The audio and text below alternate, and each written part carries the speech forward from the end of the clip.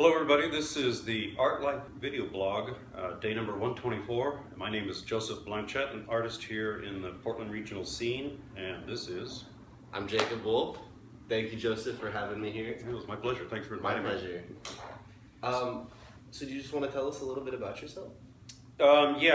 Shortly, I'm born and raised Hood River, lived in San Francisco for about almost 30 years, then I'm a retread, so I moved back to the Portland scene around 2000. Primarily self-taught. My influence has been everything from like George O'Keeffe, Gerhard Richter, Monet, but my work has been critically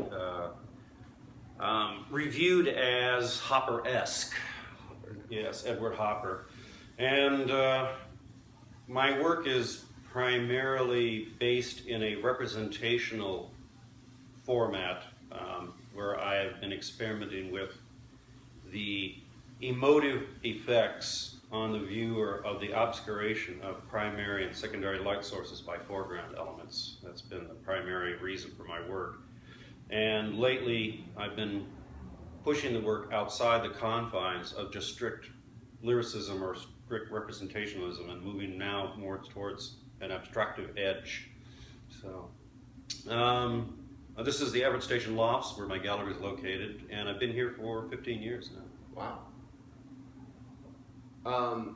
Where did your interest in art start? Yeah. Well, I'm kind of an idiot savant. I started doing very detailed pen and ink drawings when I was like about 6. Very highly representational. My mom, I think, has one going back to the time when I was 6 years old, and it was like this almost photographic looking piece of a light switch. And so people just assumed, I was going to have a career in the arts, even though I never did. That's just because you have the talent doesn't necessarily mean you go into that realm. So I got sent to all these, summer art camps, and I got focused on art and all this other stuff. But it really didn't. I felt like so many other historical artists were so much more powerful and so much more profound in their work than I ever could have been, that I poo-pooed myself right out of it. And didn't really take my work seriously until probably the late 80s, early 90s. And that's when a fundamental change in both my direction as an artist and my understanding of myself as an artist took place. What happened? Well, I lived from 2 primary interests. One of them is I've always been very fascinated with philosophy and comparative religions, which was one specific trail that I took in my interests. The other one was my painting, but my painting up to that point had been primarily just almost strictly representational. I'd find interesting scenes that I thought were fascinating from a purely technical standpoint, and I would try and paint them just to see if I could push the technical side of my work. But there was no real feeling content in the pieces. It wasn't until I discovered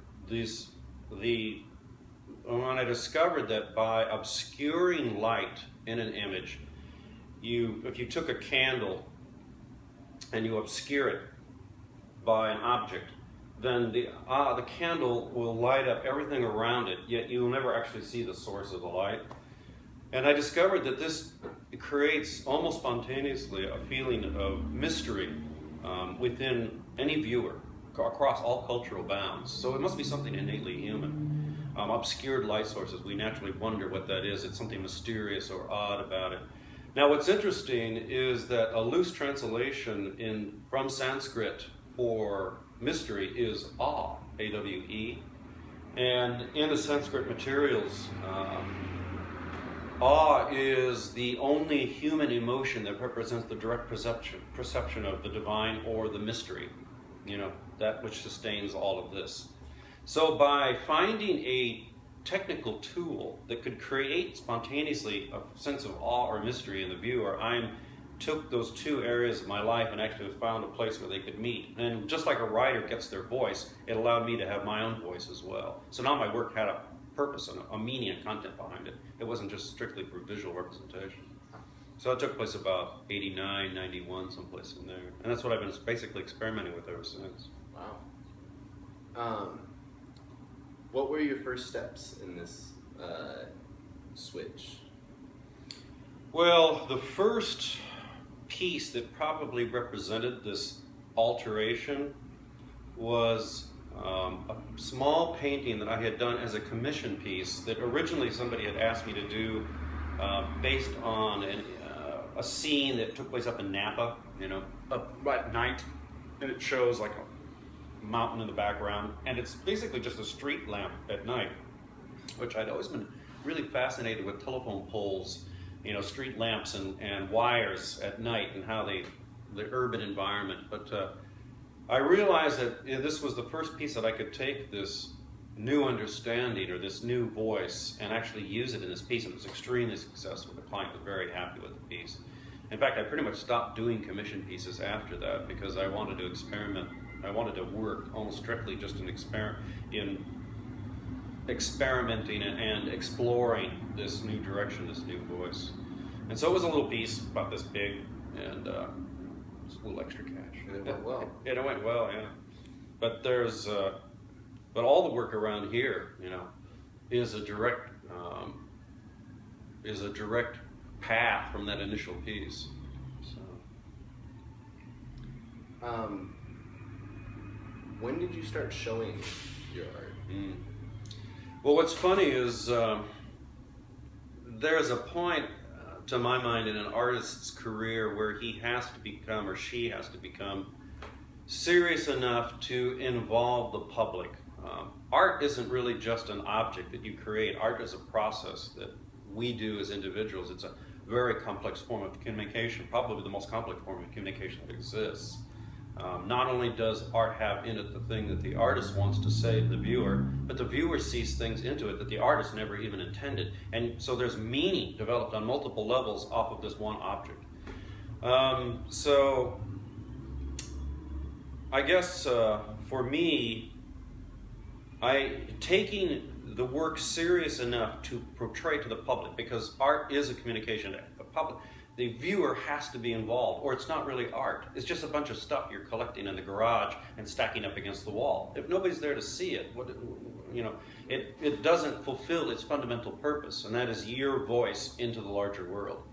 So it really wasn't until I actually felt like I had something that was of myself, that I was able to portray, that I became serious about promoting my work and allowing it to be seen. Prior to that, like many other artists, you know, you do some work, you'd give it away as a wedding gift, you know, girlfriend would get one, or the boyfriend or something, you know, and family would get a couple, you know, and that's not atypical in an artist's career, but there is a point where if you want to become serious as an artist, you have to move away from that and put your butt out into the world and let it get hit, you know, take your licks. There's nothing more ego deflating than to walk around unseen within a gallery on your first show and listen to people talk spontaneously about your work, even though they don't know the artist is right behind them. It's one of the most, I would recommend it for anybody who's an artist. It's one of the most interesting aspects of your career.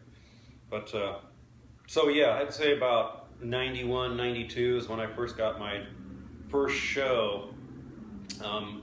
We had, many of us artists in San Francisco had been using studios down in the Soma district. I don't know if you know that much about the city. It's called south of Market area, and it's called the Soma. And it was a bunch of old warehouses and ice houses and that kind of crap. You know, the usual stuff. You know, artists would get like 10, 15,000 square feet. We'd get like 25 cents or 50 cents a square foot. And we'd all just gut it and turn it into spaces, and we'd sublease it out to other artists and blah, blah, blah. But in the late 80s, the dot-coms moved out of their garages in Palo Alto and Sausalito and Sunnyvale, and they all needed real office space for the first time. So all these marginal areas of the city that us artists were using for studio spaces suddenly got transformed into AAA office space. So we all got our butts thrown out of there. So we discovered that the San Francisco Art Institute had what do they call it? An accredited one-unit extension course in advanced painting. And it was cheaper per month to go there for a semester to take this one-unit course than it was to rent studio space. Plus, we got 24/7 access, lockers. There was 5 4,000 square foot natural lit painting studios, and we even had rack room privileges. And so we realized about 10 or 12 of us realized, my God, we could all take this course, and it would be like having our own studio. So we went down there and started doing that. And it was also a wonderful way as young artists, emerging artists, to show your work to the public, because SFAI is one of the premier art schools on the West Coast, one of the cachet art schools, and so it gets a lot of traffic going through there. And so we used to hang our work up just on the walls, you know, around the school. And, you know, I used to sell a lot of work just out of the damn school. So, so that's how I first got it sold. And that's how I got noticed by a gallery in the city at the time, who later became a private broker. And that's how my work first started getting out in the public. Very cool. Lucky. Yeah. Now, why, the biggest issue that any artist has is trying to become recognized by a group of individuals who aren't your family and friends, who have enough money to support your work. That's like the brass ring of being creative. And the quality of your work and how hard you work oftentimes has very little to do with whether you're successful at that or not. So, luck has a lot more to do with it. Knowing the right people and being in the right place at the right time, that has a lot more to do with it. But. So, do you want to tell us a little bit about this painting? Well, this piece is the last piece of work I did. I just finished it up here about a month or two back. And it's representative of that new direction that I'm exploring. Mm-hmm. It's definitely different than your other paintings. Correct. That I see. I was originally intending on doing a series very similar to this blue piece up here in the wall, of almost this extreme minimalist contrast imagery, where I wanted to have the painting so low light that initially the viewer wouldn't even know what they were looking at. It would look abstractive until the brain would then snap it into a pattern, which is what the brain does very well. And I wanted to do a series of about 5 or 6 of them. And that's what this was supposed to be. But over the course of time, as I worked on the painting moved away from a very strict minimalist vein into a process piece, and I have never done a process painting before. And so for those people who don't understand the difference between a structured and a process painting or a process work is, traditionally, the painting was already done up here. I had done advanced compositional sketches, maybe a series of photographic elements, and then it was complete. And I would just take it from here and I'd put it onto the canvas. And you can do that with a representational image. But a process painting is where the artist starts off only with an idea of some initial direction or content, and then they just let the painting and them talk about it over the course of its life. The painting may go through multiple changes before it finally settles down to a place. And so process painting starts with no actual direct goal or final content. You know, it's more of a discussion between the artist and the work itself. And so this is what happened with this piece. This piece started moving. The conditions on it were so minimal that it started becoming a process painting. Elements started to come out of it that I wasn't even intended to put in there. And so that became an interesting problem for me, or an interesting issue for me to deal with, is whether I wanted to keep them or not keep them, whether I wanted to maintain my original intent or let the painting move in the direction it was moving in. And experience has taught me that whenever the painting wants to go someplace, it's best just to let it go. Because if you get into an argument with the work, you know, the work always wins. It's like, it either comes off successfully or it looks like crap. So it's best just to let go and let it go where it wants to go. So. But this is a direction that I intend to move in the future, where the painting or the work borderlines almost on a completely, the hair's breadth between a representational and an abstractive work, just right on the hair's line. And I like that little spot. I like, you know, keeping the work just where it's right at that level. You know, it's hard to describe, and it's really difficult to get there. It's easy to fall into one direction or the other. So that's. I looked at this painting and I saw a forest with, floating beams in the background. I was thinking aliens or fairies, but the element of mystery is definitely there. Yeah, which is the important part. Right. And so in that sense, I'm actually maintaining the same body of work I started since 1991. So except now what I discovered, or what interested me, was that up to this point, I've been taking conventional scenes, even banal scenes, on purpose, with the idea being, theoretically, that even the banal contains within it a profound mystery, even the ordinary. So I wanted to find really banal and ordinary scenes, but the problem with painting representationally is that it just takes a lot of work, and there's a lot of elements in it that have to be worked on. And I suddenly realized that there must be a way that I can portray the same sense of mystery or awe in an image without becoming lost in all the filigree, without having to be lost in all this technical aspects about it. And so this is this is the direction I wanted to move this work into, and it's probably going to be the direction my next piece is going to be in as well. So what did you think of the new process? Well, it was unexpected. It emerged, like I said earlier, completely on its own. I really intended this to be a very strict minimalist piece, In fact, it was basically going to be almost monochromatic, But what happened was, within these large areas of monochromatic fields, what happened is there was lighter areas and darker areas, and I unconsciously started accentuating them. That's how all these various floating forms started getting developed, as they started coming out almost spontaneously out of the differences between the lights and the darks within this large field of monochromatic color. And as I started developing them and accentuating them, they just started growing organically across the whole surface. And so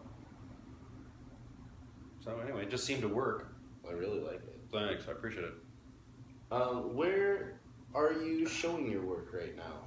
Well, I have shown at Mark Woolley, and I've shown at Anka Gallery when it was around for 5 or 6 years.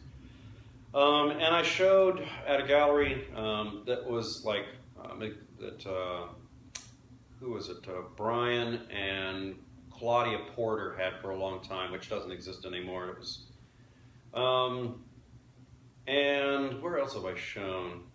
That's pretty much it. Locally, I haven't been able to get any real traction, partly because my retail price ranges pushes me outside of conventional markets or conventional venues. Because I'm selling primarily in the Bay Area, my works go between $4,500 to $7,500 retail, and I can't sell under that level because then I would be undercutting my broker and the people who are buying my work in that. So I have to sell it here. Problem is, I can't sell in a venue that can ask for those kind of prices. I can get shows at Goodfoot. I can get shows, like everybody else can here in the area. I might even be able to get Chris Haberman, bless his heart, probably show some of my small stuff, at his gallery as well. But I would be probably the most expensive stuff in the room. So this tends to price me out, And in Chris's venue at the 20, 30-something range, the non-traditional gallery ranges that most of the individual young artists here in the Portland urban environment move their work into, the top prices is $200-300 tops. They tend to be small, 8.5 by 11s or a little bit bigger, but they don't get much more for $200, $300, $400 tops. And see, I would need to ask for about $1,200, $1,500, $1,800. And so what that does is that kind of markets me outside those venues almost automatically.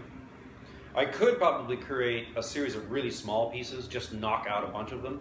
But as an artist, that makes sense from a structural standpoint, from a business standpoint. It gives you a lot of product to get out there, into these smaller venues where you can move stuff at the $100 and $200 range.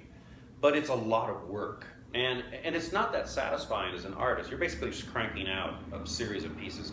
In fact, it's really good to do a series, literally a series based on some specific concept. You just crank out about 10 or 15 of them. They're not much bigger than this, and you can ask for $200-300 a pop, and you can make a living doing that if you get the right venues. But as an artist, for me, it's not that satisfying. I'm more interested in pushing something I haven't done before. And I like the idea of scale. Scale actually means something emotionally. When people see a painting that's, like the average size of most of the pieces in here is 75 to 100 centimeters or 100 to 150, which is like 3 by 5 feet. And at that scale, the eye is allowed to move in. You get some peripheral effect within the piece, and that really adds you know, a sense of depth and the fact that you can almost like kind of walk into the image. And having straight jobs during the day, you know, allows me to do that. I'm not surviving strictly off my work. Very few artists actually ever do. And so it gives me the freedom to choose what pieces I'm going to work on and which directions I want to go in. On the other hand, if I had to live almost completely off my work, then I would be stuck in that spot that many artists are. I'd have to knock off a whole lot of little small pieces to try and get them sold, and then focus on maybe a couple big ones that really interest me personally, you know. So. I know that you are involved in the Portland art community on another level as well. As in? You go to different galleries? Oh, the promotion. Yeah. Well, I've been doing that for 5 or 6 years now. First off is the Art Hub itself, which is actually my personal Facebook page, okay, which has become a 4,500 plus social media group based specifically about promoting the regional art scene and primarily regional artists, Portland regional artists. And this happened for 2 reasons. One of them is I really believe in the Portland art scene and the Portland artists here.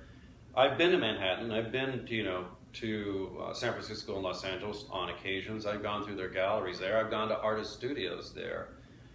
And excluding the fact that the decimal point on the dollar retail values is a little bit more over to the right, and excluding the fact that the volume and scale is just so much larger in terms of numbers, you know, the number of artists, the number of galleries, the actual quality of the work, it really isn't all that much different, you know, than it is here in Portland. In fact, I see there's some Portland artists here who I think have as good a quality work as anywhere else in the United States. I very much agree with you. And so I believe also there's some other issues too. I've been a kind of a minor historian of what was called traditional art scenes, you know, like for example Soho or Venice Beach or London, you know, and there is a common denominator about all traditional or historical, what became historical art scenes is that it was originally a place that was inexpensive enough for artists to rent, buy homes for families and acquire studio space. In the life cycle of an artist, if you come out of a scholastic background and you've got your MFA, your hot little MFA burning in your hands, you tend to couch surf for a few years with buddies and other artists while you try to promote your work. And then you make one of the most difficult mistakes you ever make as an artist is you get married and have kids. And, you know, if you're lucky enough that you actually married a husband or wife who's also another artist and they believe in your work, then you've got the problem of trying to find a place where you can live and still produce your work. And so Portland demographically is a gravity well for an entire culture of up-and-coming young artists from about as far, you know, east of Chicago and about as far north of Seattle and far south as San Diego, because you can't create work in those venues and live there and have a family at the same time. This is why we're becoming a burgeoning environment.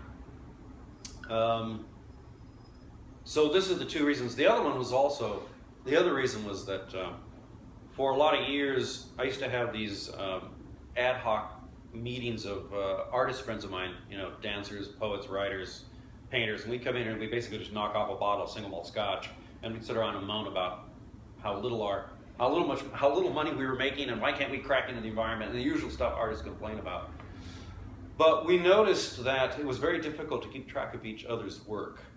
Even though we had these vast email listings and websites and all this other stuff, I don't know if you've ever tried to promote someone's work or your own work, but keeping email lists up, which are always a royal pain in the butt. 25% of them are always bad for one reason or another, and so it's just a constant struggle. So my daughter turned me onto the concept of opening up a Facebook page. Is that why you guys can just post something on each other's page, and boom, you know, you'll notice it. Well, what I didn't know, what's called secondary or tertiary effects in social media, and that is that just because I post something on your page, that means 2 or 3 people who I don't know see it. Over time, they started contacting me and say, can you do the same for me? And I go, who are you? Okay, sure. And one thing led to another, and that's what it's doing now. So I've become a promoter of the art scene and the regional art scene through social media. The other one is with using the same tool is I now do tours, usually first Thursday, last Thursdays, but it really doesn't make any difference. I also do artist studio visits, and I'll go around and I'll photograph them, much like you're videotaping this in my studio. I'll go to other artist studios and shoot their current works and shoot pictures of them, or I'll go to their openings and we'll do the first Thursday walks through major galleries, and I'll post all of that on my Art Hub page, my social media page. To promote both the work and the artists and those who promote the same. And I've been doing that for 4, 5, 6 years now too. Wow. What opportunities has this led you to? Personally, well, it allows you to develop relationships to the larger art community, which is important, you know. Like anything in life, it's all about human relationships. That's true in business, it's true in intimate relationships, and it's true, especially true in art. You know, getting to know people who buy work, getting to know people who promote work, getting to know people who do work are all really important for you as an artist. To meet other artists and see how they're working, all it does is it inflames your own desire to even better your next piece. You know, you're moved by what they do, you're influenced by what they do, and it rubs off in your own desire to produce better work. Meeting people who buy work and collect work, you know, impresses you on what is it people look for, you know, what kind of an eye do different collectors and different, you know, buyers have, and meeting people who promote work, the galleries and, you know, the other media events like critics and whatever, give you an idea about how the larger art scene moves, why some things are influential and they aren't. So as any growing artist, it behooves you, as they say, to become as fully involved in your area as possible. It's to your benefit. What are some of your goals or aspirations for the future? Well, my biggest goal, like any serious working artist, is to live strictly off my work. You know, to meet a level of collectors, buyers, and promoters where I can survive off the sale of my work alone, because that's the brass ring. But, you know, I've come to accept the fact that that may never happen. You know, many artists work in obscurity for years. I don't know, do you ever watch, I love watching Antique Roadshow. Do you ever watch Antique Roadshow? Do you remember there's always a scene where somebody drags out a painting, you know? It's not a bad piece of work, you know. It's indicative of its period, maybe the 18th century, 19th century. But it's of an artist no one's ever heard of. And you have to think to yourself that this is just like a snapshot of an entire life's worth of work. And this is somebody, some man or woman, that you've never heard of. They produced an entire body of work, they supported a family, they supported themselves, they were successful up to some degree or another. They died, and that was it. You know, and to tell you the truth, that's going to be the result or the end for the vast majority of people who create art, you know. And maybe the works will tend to float around from one relative to the next or one collector to the next until eventually they'll end up on Antique Roadshow. Or maybe they'll become well known for some reason or another. You never know, and you know, that's the point. The trick is you have to love doing it first. You got to really love being an artist, and you really got to love creating the work. Otherwise, you're an idiot, because your chances of being successful as an artist are very, very slim. 1/10 of 1% make it, you know. Right. So, but my goal is basically to make a living off my work. In all of our lives, we live within these socioeconomic pancakes. You know, everybody you know, everybody I know. We all tend to have around the same general relative incomes, the same generalized political beliefs, the same generalized religious concepts, the same kind of philosophical constructs. And that's because like tends to attract like. However, about 6 or 10 income levels above your socioeconomic pancake is another group of people who pretty much have the same kind of interests, tastes, and political interests and social, you know, religious concepts as you do, except they make about 1,000 times more money a year than you do, and they just don't know you exist. And they would be perfectly happy to buy your work if they knew you were around. Mm-hmm. So the biggest problem all artists have is bridging this huge gulf that exists between you, the creator, and your potential buyer. And so that's my goal, basically, is to try and find ways of bridging that gap. So, fantastic. Yeah. Well, I hold a gallery. I've I think I've done 4 or 5 so far this year. Took a little bit of a break over the summer to straighten my life out, but I'm gearing up for the next one in August 28th. All of the artists that I interview are invited to come check it out, show their work. We paint on the walls. There's a ton of artists. There's going to be live music. There's been live music at all of them. I provide free booze and food for everybody. Where's this venue located? What's it called? 119th and Powell. It's Okay. called My Home.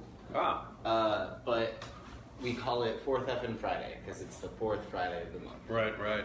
119 Powell. What's the cross on that? Is there a cross street nearby? 122nd and Powell Oh, okay. is the closest Okay. big cross section. Oh yeah, I know where you're at. Yeah, cool. That's great. And So it'd be an honor to have you come out, check it out, show some work, meet some people. yeah, we'll have to talk and see if we can schedule up something. That sounds fun. Right on. Cool. And there is a raffle that we do at the gallery.